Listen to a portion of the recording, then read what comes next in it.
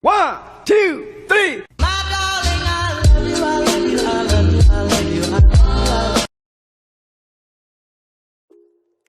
Bismillahirrahmanirrahim. Ketemu lagi dengan Miss Sari. Masih di persiapan untuk ujian akhir. Di pertemuan ke-9 ini, Miss akan membahas tentang relasi dan fungsi. Ini materi di kelas 8. Simak baik-baik ya.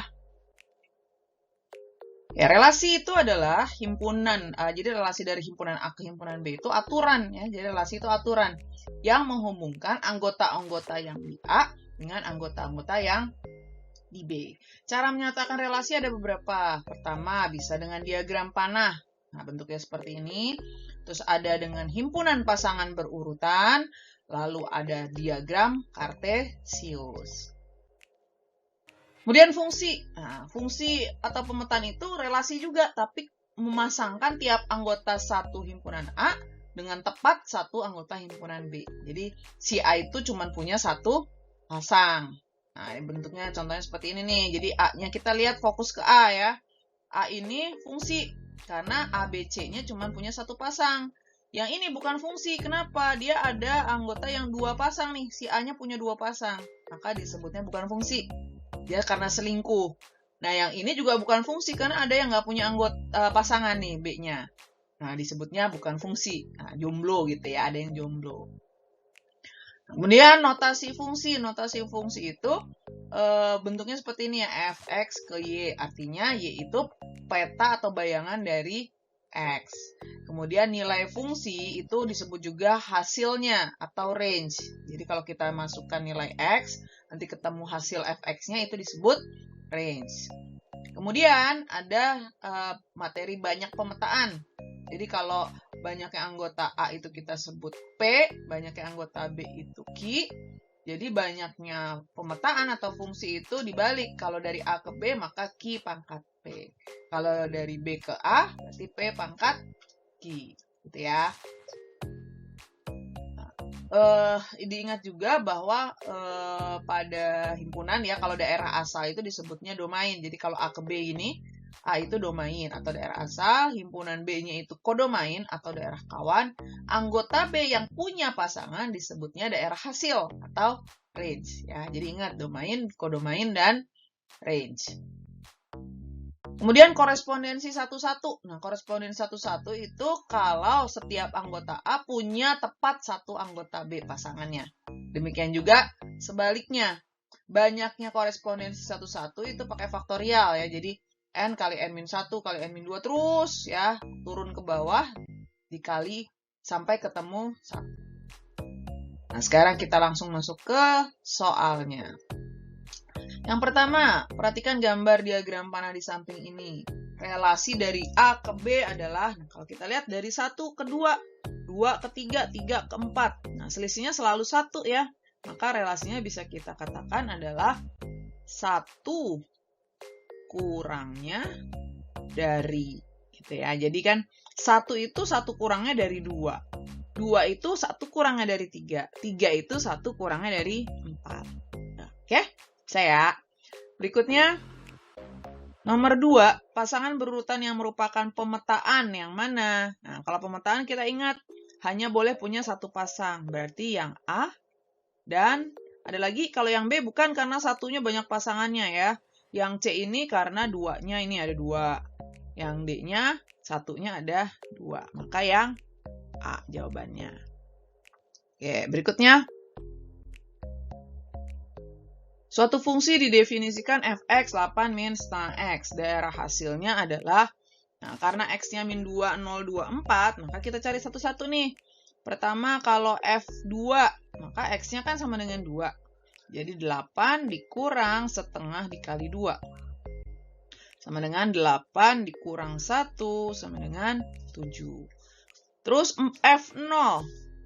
8 dikurang setengah kali 0. 8 dikurang 0 sama dengan 8. Kemudian ini f-2 ya harusnya. Tadi ditukar ya, ini f-2. Di 8 dikurang setengah dikali min 2. 8 ditambah 1 sama dengan 9. Kemudian F4.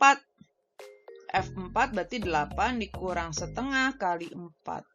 8 dikurang 2 sama dengan 6. Ya, berarti daerah hasilnya tinggal kita sebutkan aja. Dari yang kecil ya. 6, 7, 8, 9. Oke, gampang. Berikutnya. Dari diagram-diagram di samping yang merupakan fungsi atau pemetaan. Oke, berarti yang satu iya. Ya. Yang dua, ini ada ini nih, berarti bukan. Yang ini 3 iya. Yang 4 ada yang kosong, ada yang 2. Nah, berarti 1 dan 3. Gampang. Berikutnya. Suatu fungsi didefinisikan f(x). Daerah hasil fungsi tersebut adalah, oh sama nih ya, soalnya yang tadi ya. Kita skip aja. Oke, diketahui A 1,2 dan B, A, B, C. Banyak fungsi yang mungkin dari himpunan B ke A. Nah, NA-nya ada 2. NB-nya ada 3. Kalau banyaknya pemetaan dari B ke A, ya dari B ke A berarti NA pangkat NB, 2 pangkat 3. Sama dengan 8. Oke, gampang ya. Berikutnya, nomor 7.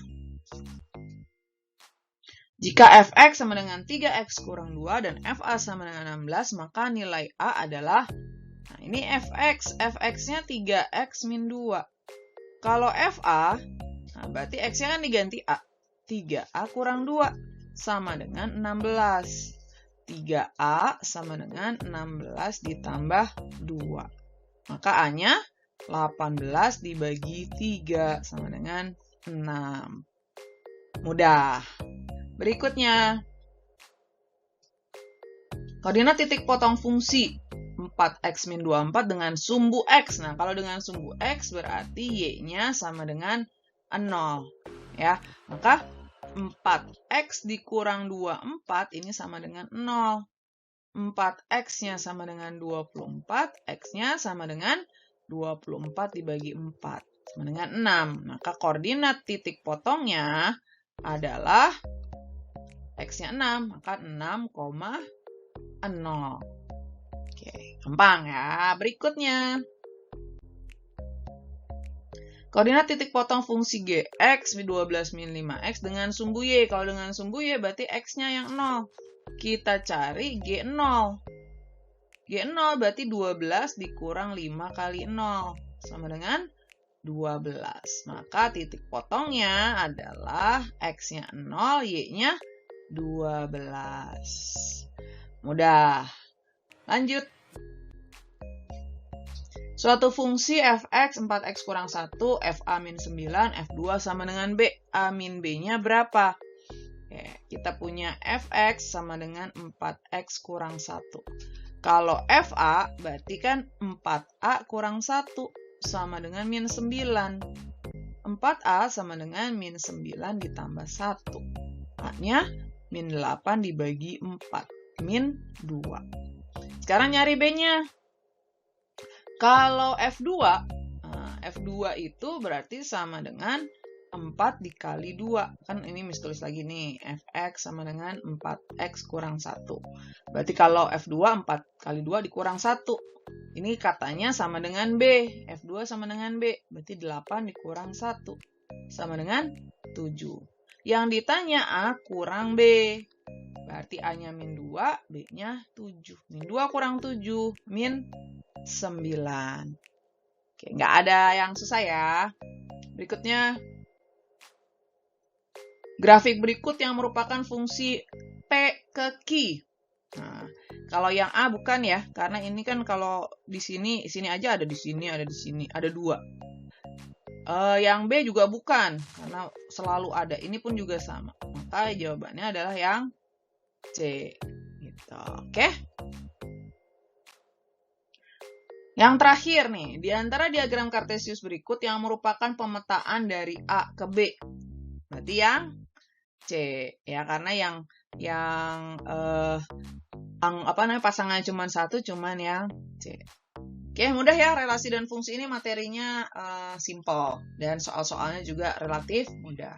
Mudah-mudahan penjelasan dan soal-soal contoh yang sudah Miss bahas di sini bisa membantu kalian nih nanti dalam menyelesaikan soal-soal ujian akhir nanti. Oke, sukses terus buat kalian. Mohon maaf kalau ada kesalahan dan kita ketemu lagi di video-video Miss Sari berikutnya.